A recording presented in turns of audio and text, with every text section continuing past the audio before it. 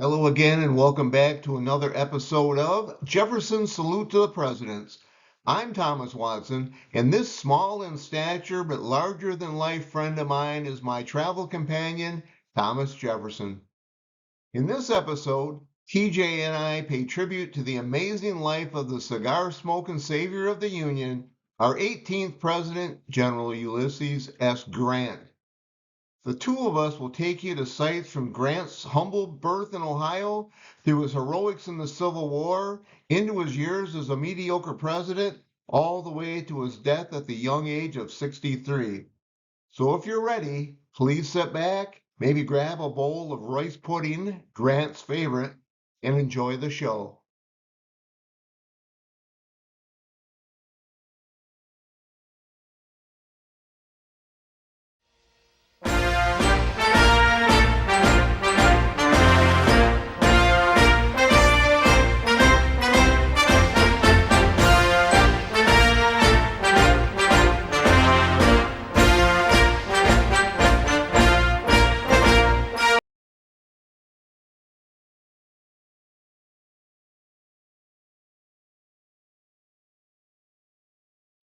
Small three-room cottage behind me was built in 1817 near the Ohio River in Point Pleasant.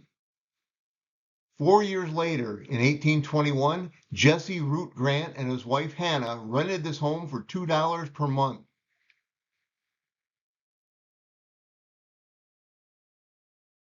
Ulysses S. Grant was born around 5 a.m. on April 27, 1822, in this small three-room cottage behind me. At birth, the future president's name was Hiram Ulysses Grant. Jesse Grant named his son Hiram after his father-in-law and picked Ulysses as his middle name after drawing ballots out of a hat.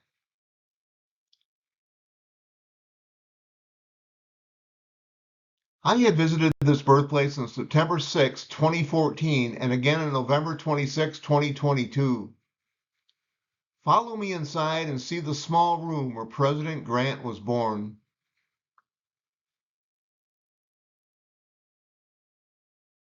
This is the bedroom area of the home where the 10-pound baby boy named Hiram Ulysses Grant was born.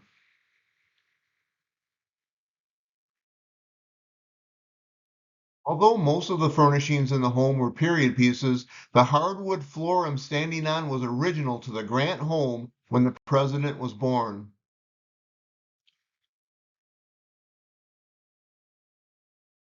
Although not actually separated from the bedroom, this area I'm standing in was the living room, dining room area of the small cottage.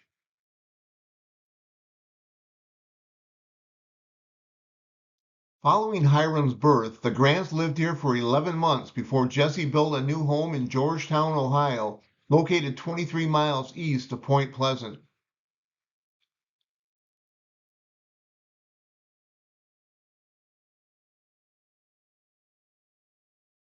Jesse Grant built this two-story brick home beginning in 1823 and moved his family there shortly after.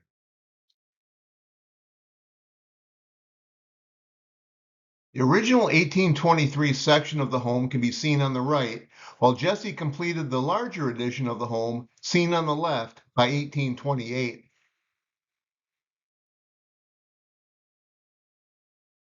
Ulysses lived in this home from the time he was an infant until he left for West Point in 1839.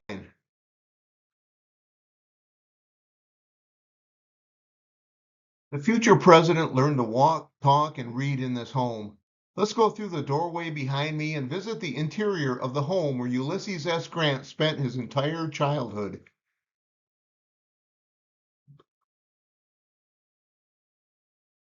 This is the parlor, which was built in 1828. The frame door behind me was built by Jesse Grant. He added the stain to make the wood resemble cherry and walnut instead of pine. This horsehair sofa belonged to the Grants when they lived in this home.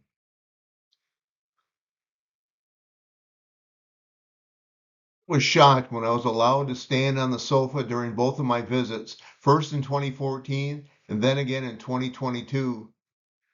After all, it's very likely Hiram Ulysses Grant sat on this same piece of furniture.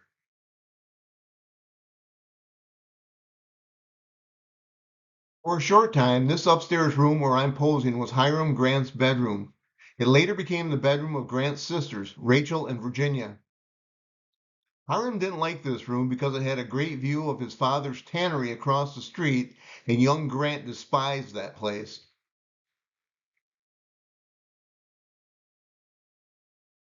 I'm standing in the upstairs master bedroom of the home, which was decorated with a lot of period furnishings.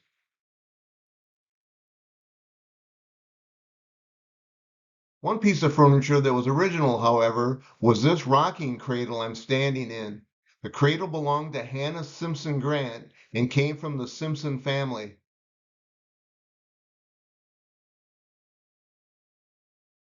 This 191-year-old cradle once belonged to Grant's grandmother and was used to rock the future president and his siblings to sleep.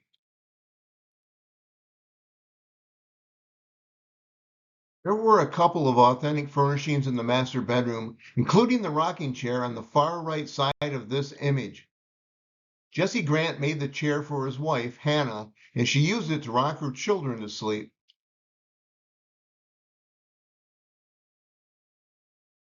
When we left the master bedroom, I was carried through a hidden doorway where I saw another bedroom. This room was where the Grant boys, Hiram, Samuel, and Orville, all slept.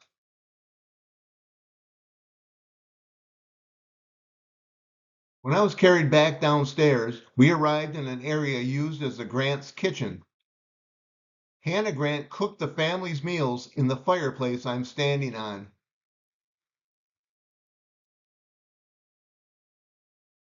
And finally, when I was taken back outside, I found the Grant's brick privy located a short distance from the home.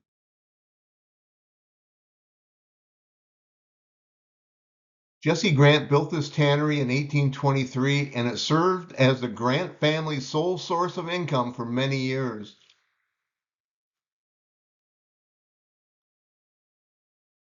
Young Hiram hated working at the tannery, and his disdain for the place helped steer him towards West Point and on to the presidency.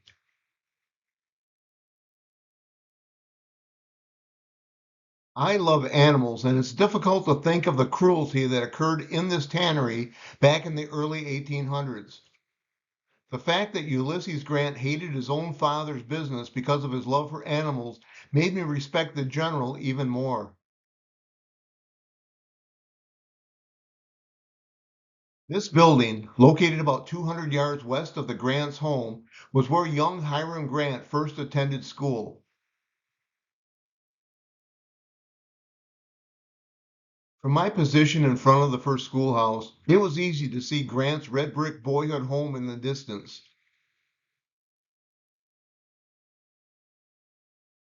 It was inside this small schoolhouse in Georgetown, however, where Hiram Ulysses Grant received his primary education from 1829 until 1835.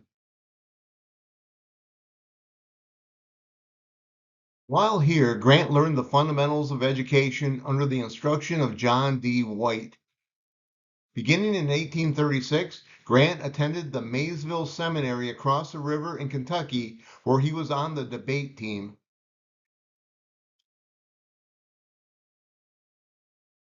The entire classroom was filled with furnishings from the period when Hiram attended school here. There was one piece, however, that was reputed to be original and was where young Grant sat during class.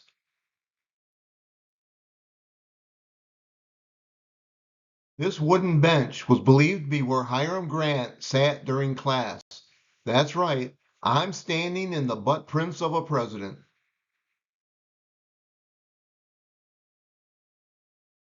As I stood here, I wondered to myself how many times young Grant farted on this bench.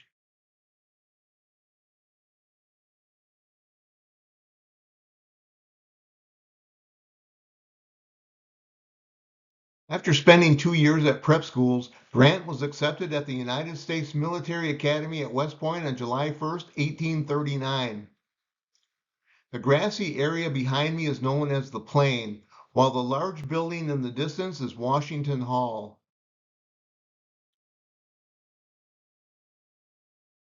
I'm standing at the feet of the 7.5 foot tall bronze statue of General Grant, which was dedicated on April 25th, 2019, and stands on the northern edge of the plain.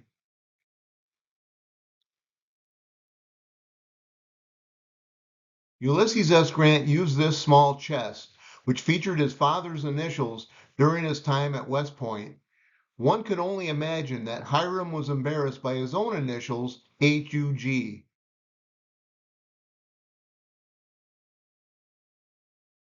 Grant graduated from West Point on June 30th, 1843, ranked 21st out of 39 in his class. He was promoted to brevet second lieutenant the following day. Grant later wrote that among the happiest days of his life was when he left the presidency and the day he left the academy.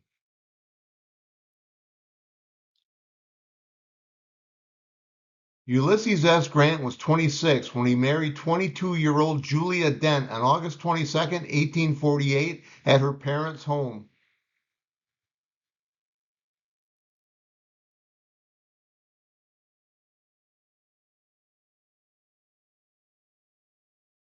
This is the Dent family home called Whitehaven, which was painted green.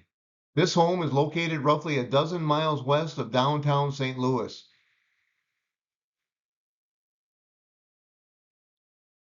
Whitehaven was where Grant met his future wife, where they were married, and where he and Julia lived from 1854 to 1859. During the time Ulysses and Julia lived in this home with the Dents, a total of 18 slaves worked in the home and on the grounds. Grant's parents refused to attend his wedding because of the Dents owning slaves.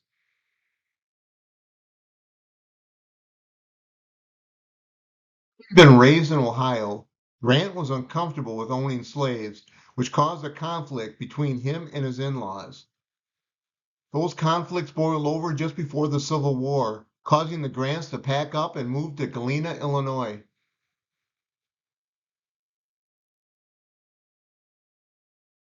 When I visited Whitehaven in 2016, there were no original furnishings inside the home. Because of that, I posed in the fireplace since it was part of the home when the Grants lived there.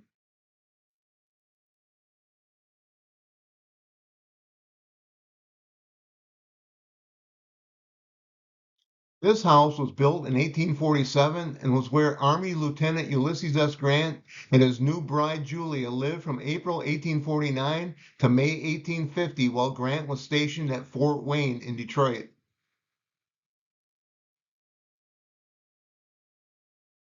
This home was once located on East Fort Street in Detroit, but was moved to the Michigan State Fairgrounds in 1958.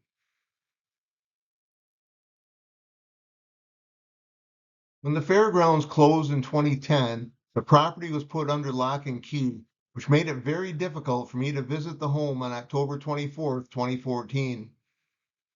Let's go through the doorway behind me and visit the now dilapidated home of Ulysses and Julia Grant.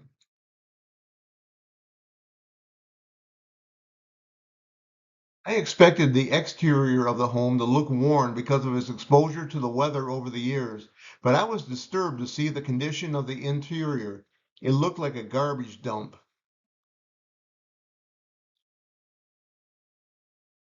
For years, carnival workers stayed inside this home during the state fair, and they left the place in a total state of disrepair.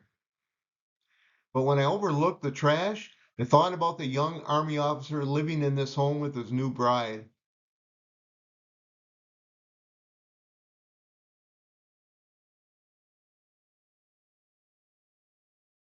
Following their marriage, Ulysses and Julia were given 80 acres of property near Whitehaven as a wedding present from Julia's father, Frederick Dent. In 1854, Grant built this four-room, two-story cabin he named Hardscrabble. The Grants moved into Hardscrabble in September 1856, but moved back to Whitehaven 3 months later. The prim and proper Julia hated her husband's primitive cabin.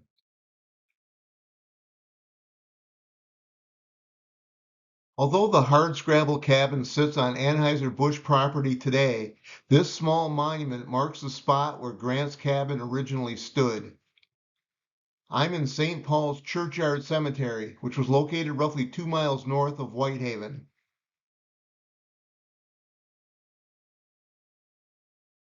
In 1907, August A. Bush bought the Grant cabin and moved it onto the property of his own estate where he could preserve the historic home. During the entire time I stood on this monument, a small flying insect crawled on my face.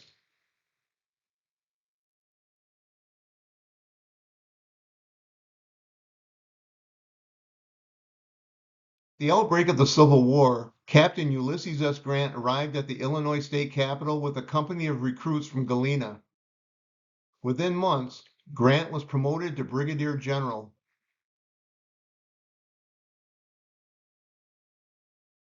In this cramped area under a stairway inside the Capitol, Grant orchestrated the recruiting and training of Illinois volunteers for the Civil War.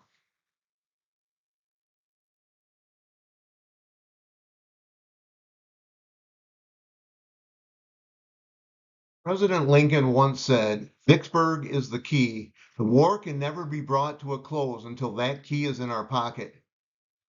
And General Grant did just that when the Confederates surrendered on July 4th, 1863. I'm standing on the battlefield where the 8th Battery of Michigan Light Artillery fired upon the enemy's position from May 25th to the end of the siege.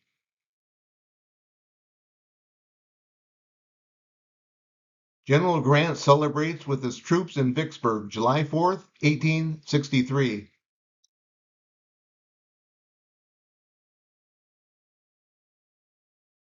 The historical sign behind me marks the location of the Lum Mansion, which was used by General Ulysses S. Grant and his family in 1863 after the siege of Vicksburg. The 26-room mansion, which was built in 1820, was destroyed shortly after the General and Mrs. Grant left Vicksburg and headed for Virginia.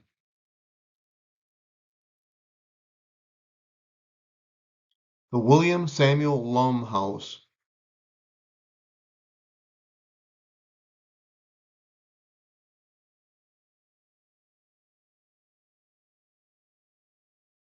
This mansion behind me was built for General Winfield Scott in the mid-1850s.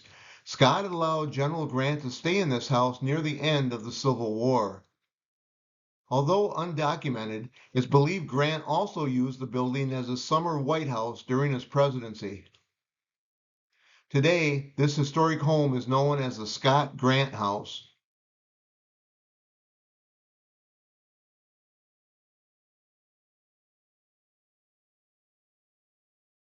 This two-room cabin behind me, located at City Point in Hopewell, served as General Grant's headquarters during the final 10 months of the Civil War.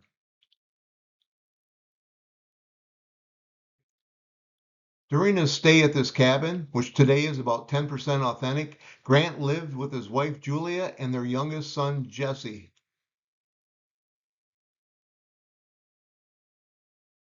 Grant with two of his officers at his headquarters.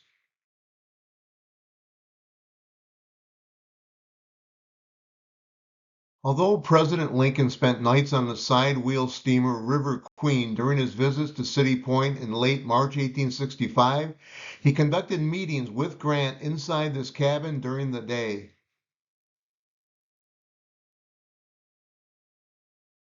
I'm standing in the doorway at the cabin where General Grant was photographed with Julia and son Jesse.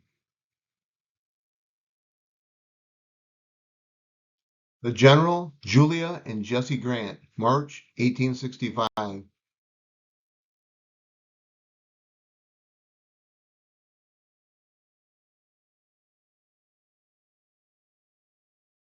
This two-story home, which was once owned by Wilmer McLean and built in 1848, played host to Confederate General Robert E. Lee's surrender on April 9, 1865.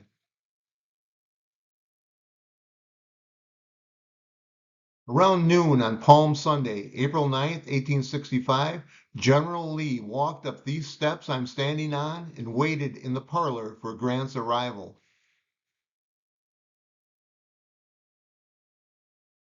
General Lee sat at the marble-top table in this parlor while General Grant sat at the small wooden table during the surrender negotiations. Even though everything in the room was a reproduction, it was still an awesome experience to stand in the room where one of the ugliest periods in American history came to an end.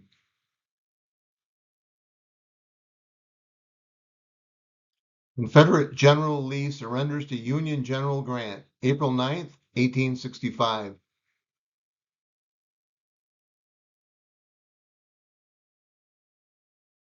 This was the original tabletop where the surrender papers were signed by Lee and Grant.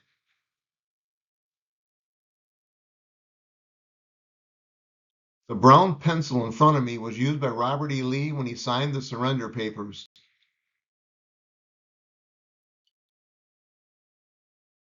The entire surrender event took about 90 minutes. When it was finished, Lee walked down the steps and mounted his horse Traveler in the grassy area in front of the home.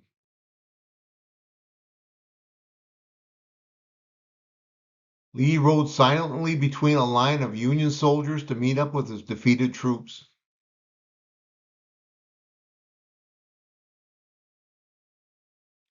From my position on the porch of the McLean house, I had the same view Grant had as he watched General Lee ride down the roadway and towards the courthouse in the distance.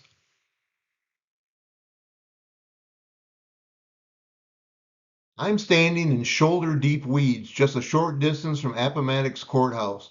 This small hilltop was the site of Grant's headquarters on the day of Lee's surrender.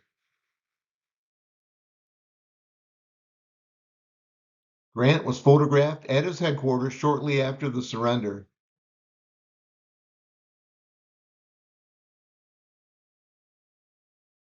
After Grant's meeting with Lee, the Union general stopped at his headquarters to send a message to Washington announcing the surrender. General Ulysses S. Grant spent his final night in the field right here. The next morning, April 10th, 1865, Grant left for Washington.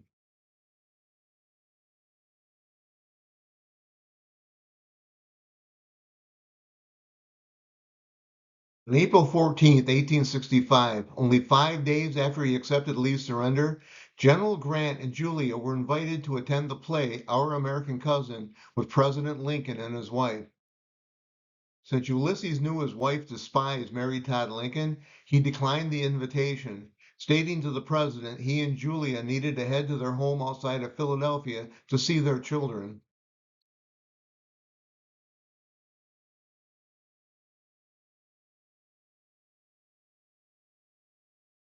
This was the home used by Grant as a safe haven for his family during the Civil War. The house was located roughly 20 miles north of Philadelphia in New Jersey.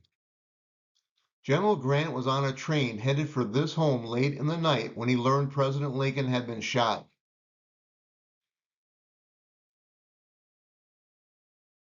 The following morning, April 15th, 1865, Ulysses S. Grant stood on the second-story balcony and announced to the neighborhood that President Lincoln had been assassinated.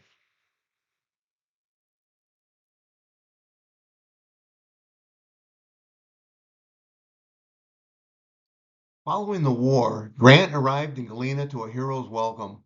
A grand triumphal arch spanned Main Street, and a holiday atmosphere prevailed with a jubilant procession, speeches, and evening fireworks.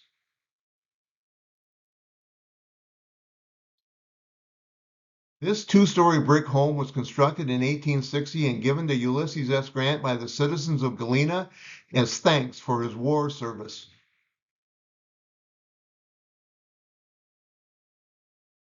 Ulysses and Julia moved into this home with their 4 children on August 18th, 1865. The general with son Jesse at the Galena home.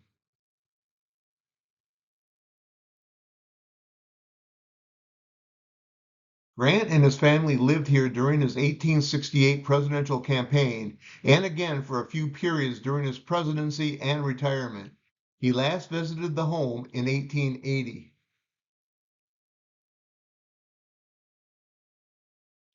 Follow me through this original doorway and into the world of Ulysses S. Grant in Galena. Many of the furnishings inside were owned by the Grants.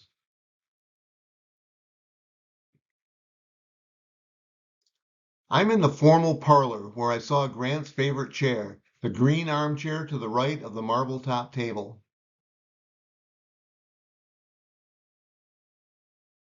Grant loved this chair so much he had it shipped to the White House where he used it for 8 years.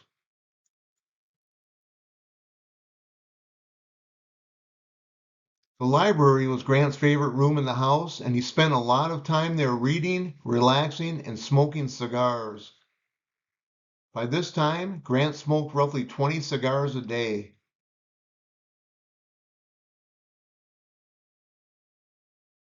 And lastly, I'm standing in the second floor master bedroom used by Ulysses and Julia Grant.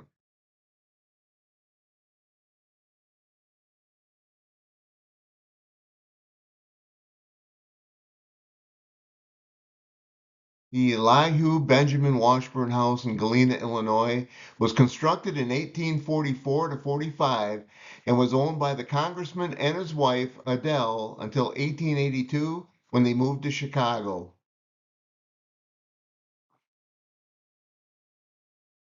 The Washburn House was located a short distance from where Ulysses S. Grant lived.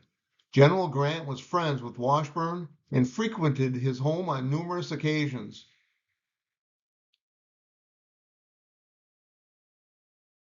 A portrait of Elihu Washburn hung over the fireplace in the formal parlor. Washburn was appointed Secretary of State when Grant became president.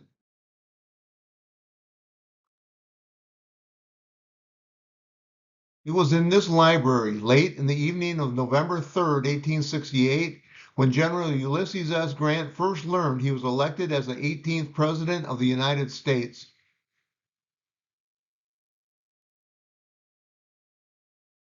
As I stood near Elihu Washburn's bookcase, it was as though I could hear Grant's jubilation after he received the election news.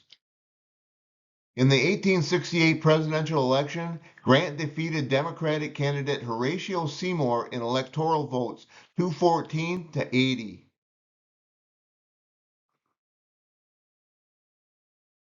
As I stood in the formal dining room, I wondered how many times Ulysses S. Grant dined with the Washburns at this very table.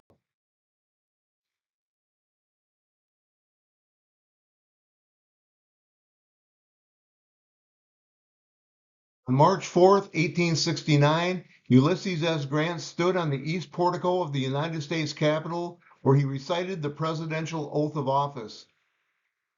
At the time of his inauguration, Grant was the youngest president in history at age 46. Inauguration of Ulysses S. Grant, March 4th, 1869.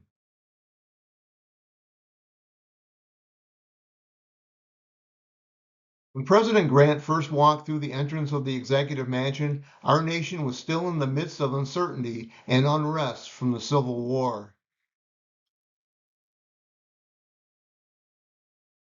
President Grant arrives at the executive mansion, March 4th, 1869.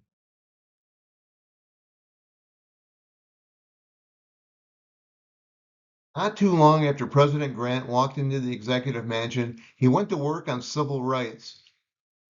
On March 18th, 1869, Grant signed into law equal rights for black people to serve on juries and to hold office in Washington, D.C. Perhaps the biggest highlight during Grant's first term came when the 15th Amendment to the U.S. Constitution was ratified on February 3rd, 1870. In a nutshell, that amendment assured voting rights of citizens of the United States shall not be denied or abridged by the United States or by any state on account of race, color, or previous condition of servitude.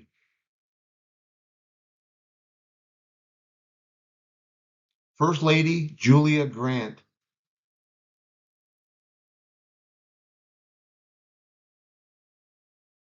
This desk and chair were purchased by the White House in 1869 for use in the cabinet room during the Grant administration.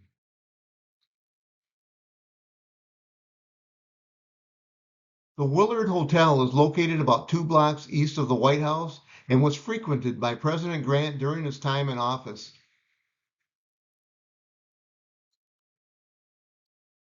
After his daily work at the executive mansion concluded, Grant often enjoyed a cigar and brandy at the Willard, becoming a regular in the lobby. I'm in the lobby of the Willard Hotel, likely near the spot where Grant relaxed and met with visitors. Grant was known to refer to those seeking his attention as lobbyists, a term still in existence today.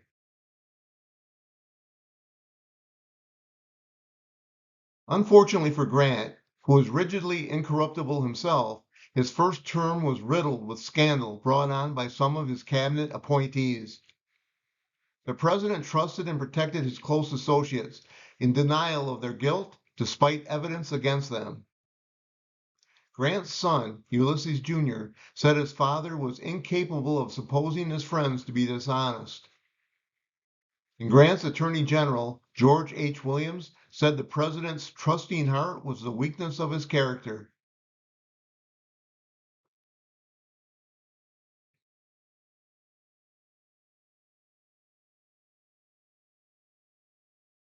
President Grant won re-election in 1872 by getting 286 electoral votes. While Democrat nominee Horace Greeley only secured 66 votes, he died just 3 weeks after Election Day. When Grant recited the oath of office on the east portico of the United States Capitol, the temperature was 16 degrees Fahrenheit, making it one of the coldest inaugurations in history.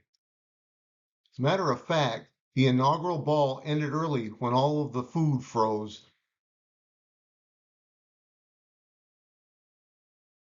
Inauguration of Ulysses S. Grant, March 4th, 1873.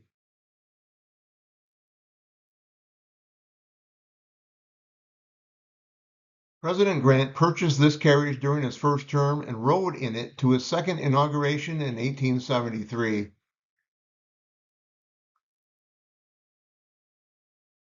During his second term in office, Grant saw the economy tank when the Panic of 1873 sent the country into a financial tailspin, which ultimately led to a 5-year depression. Grant also saw his vice president, Henry Wilson, die from a stroke on November 22, 1875. Wilson was the fourth VP to die in office. Although Grant had worked hard to continue the Reconstruction efforts during his first term, the scandals in economy led to his demise in the waning years of his administration. When Grant did not seek a third term, Republican Rutherford B. Hayes went head-to-head with Democrat Samuel J. Tilden, and that election was filled with controversy. After a special electoral commission ruled in favor of Hayes on January 29, 1877, it caused so much turmoil that President Grant was worried Tilden's supporters would orchestrate an insurrection on Inauguration Day.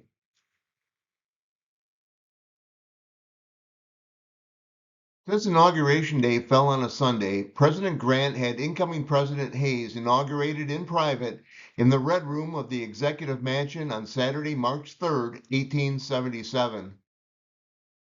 Not only did Grant fear an insurrection by Samuel J. Tilden's supporters, he also wanted to ensure any Democratic Party attempt to hijack a public inauguration ceremony would fail.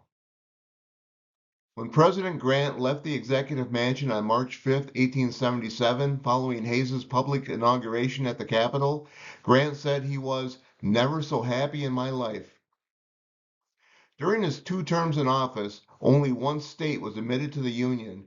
Colorado became a state on August 1, 1876, which gave us a total of 38.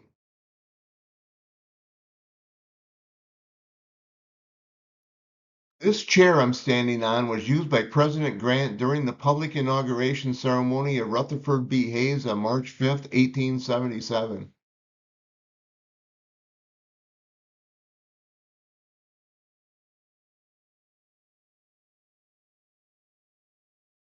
Following his presidency, Ulysses and Julia Grant embarked on a world tour, which brought them to America's oldest city on January 14, 1879.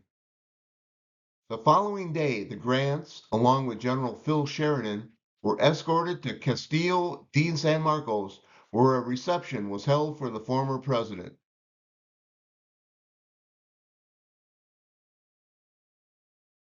Built 80 years before the Declaration of Independence was signed, Castillo de San Marcos is the oldest masonry fort in the continental United States.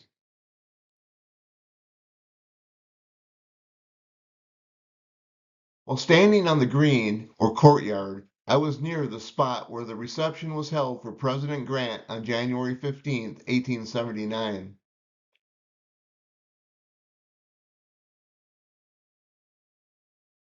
I'm standing directly in front of the St. Francis Barracks, located a little over a mile south of the fort in St. Augustine.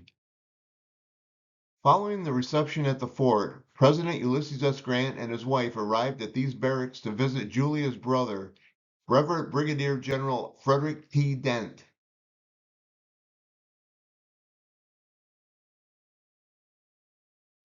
When the Grants and General Sheridan left the St. Francis Barracks, they attended a ball at the Magnolia Hotel to honor the former president and hero of the Civil War.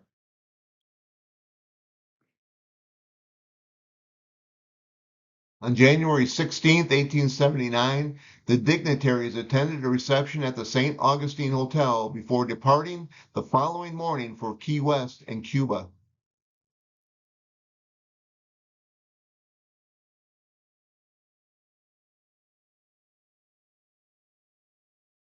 When Grant's 2.5-year world tour ended, he and his wife returned to their Galena home to retire. In 1880, Grant was nominated by the Republican Party to serve a third term, but the party's choice ultimately went to James A. Garfield. Later that year, President Grant said a final goodbye to Galena and moved to New York City to invest all of his money in a new brokerage firm.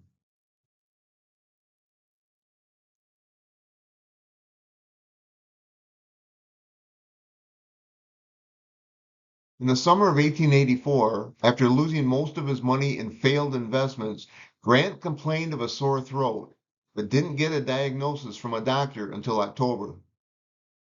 It turned out the cigar-smoking soldier had throat cancer, and his prognosis was not good. By March 1885, Grant knew he was dying from cancer and was worried Julia wouldn't have enough money to live on. After author Mark Twain convinced Grant to write and publish his memoirs, the former president moved into this upstate New York cottage behind me to finish his book.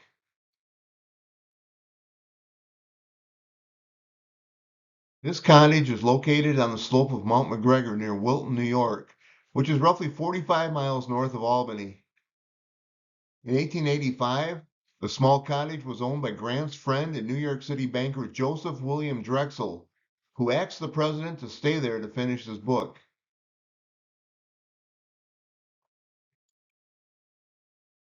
On June 16, 1885, the general moved into this cottage with his family, servants, and physicians to complete his memoirs.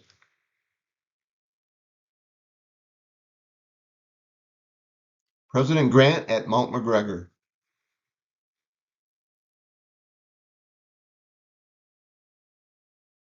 At this cottage, Ulysses S. Grant was no longer a general. He was no longer a president. He was just a dying man trying to take care of his family.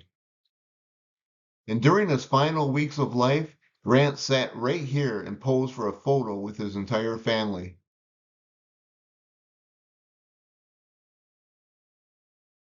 The Grant family in 1885.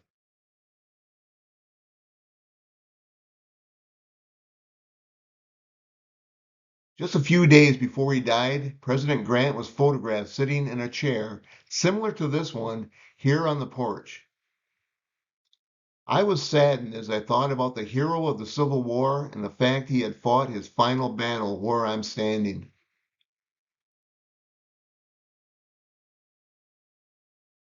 The final days of U.S. Grant.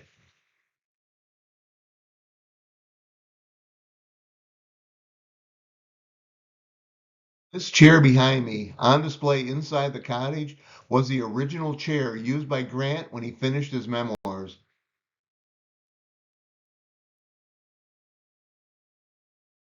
Grant working on his memoirs, June 27, 1885.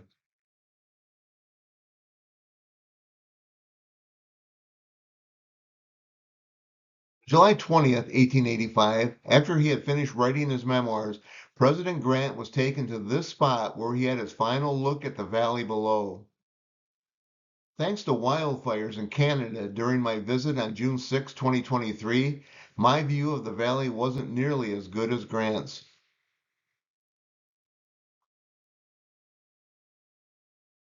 This was the view I had during my first visit to Grant's cottage on July 13th, 2020. Minutes before I was carried to this location, my right arm fell off in the parking area.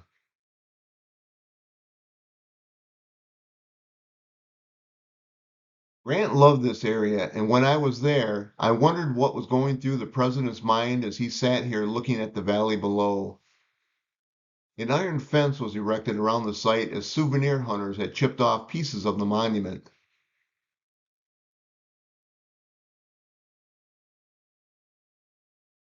This device behind me, known as a bath wagon, was similar to the one used to transport the terminally ill Grant from the cottage to the overlook on July 20th, 1885.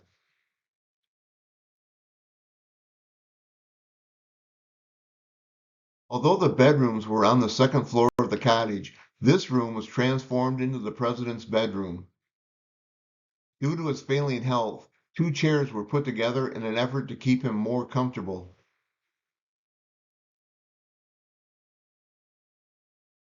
The articles in the display case, which included Grant's clothing and his hat, were put there by Frederick Grant shortly after his father's death. The medicine bottle on top is still one-third filled with emulsion of cocaine that was administered to the dying president.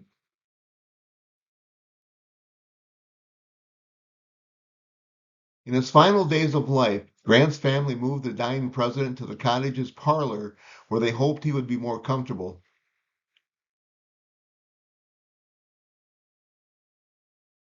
As he laid in this bed behind me, the president was asked if he wanted anything. Grant replied, "Water." That was the last word he ever spoke. At 8:08 a.m. on July 23rd, 1885, Ulysses S. Grant lost his battle with cancer and died in this bed. He was only 63 years old at the time of his death.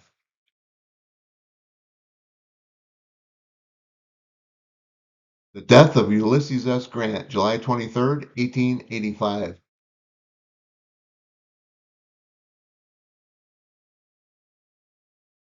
The last artifacts I saw inside the cottage were these floral arrangements which were situated in the parlor when Grant laid in state there for 4 days. Even though they were 135-year-old dried flowers, they seemed just a tad creepy to me.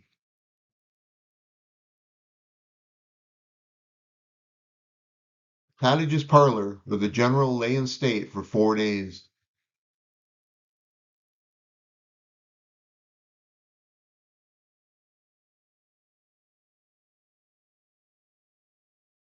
After private services for Grant were held at the cottage, his casket was placed on a funeral train and transported to the state capitol building, where he laid in state on August 4th, 1885.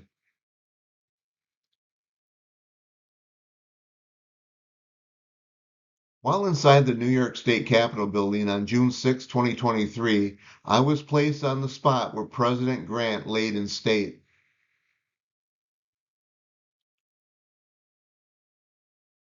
President Grant lying in state August 4th, 1885.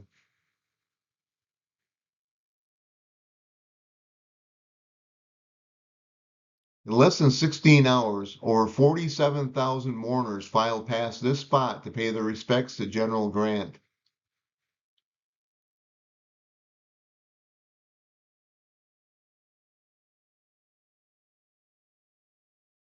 The funeral procession of Ulysses S. Grant arrived at New York City Hall on August 7th, 1885. During the 2 days Grant laid in state here, an estimated 250,000 mourners viewed his remains.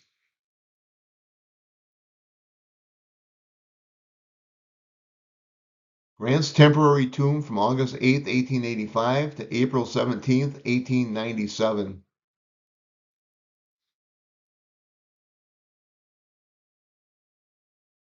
The 150-foot tall structure behind me is Grant's tomb. located in Riverside Park along the banks of the Hudson River. President Benjamin Harrison helped lay the cornerstone of the tomb, which occurred on Grant's 70th birthday, April 27, 1892.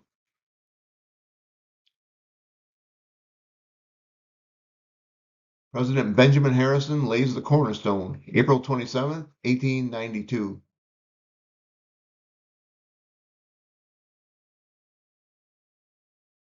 On April 17, 1897, the President's coffin was removed from the temporary tomb and transported to the permanent memorial. 10 days later, on the 75th anniversary of Grant's birth, the tomb was dedicated by President William McKinley, with Julia Grant in attendance.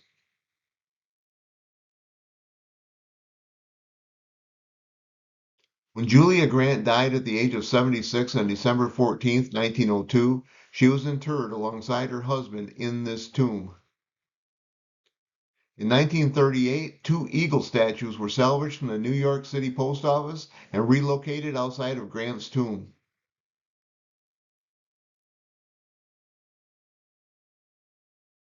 When visitors enter the tomb, this is the view of the interior they have.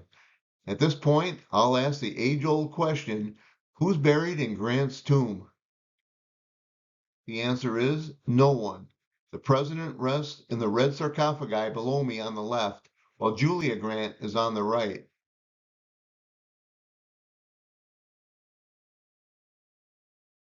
I'm standing alongside the 8.5-ton red granite sarcophagi that contain the remains of the president and first lady. The lighting in the lower area of the tomb was poor, which made photography difficult.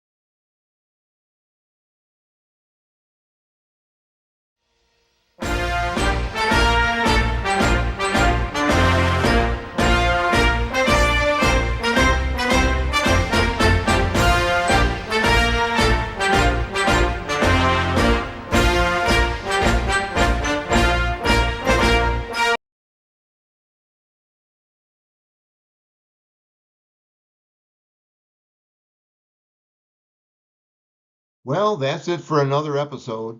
We hope you've enjoyed our tribute to Ulysses S. Grant and learned a little bit about his life. Do us a favor and please subscribe to our channel so you don't miss any of our shows. Hit that like button too and share this show with your friends and followers on social media. Our next episode of Jefferson's Salute to the Presidents will feature the life of our 19th president, Rutherford B. Hayes. Thank you for watching, and we'll see you soon. So long.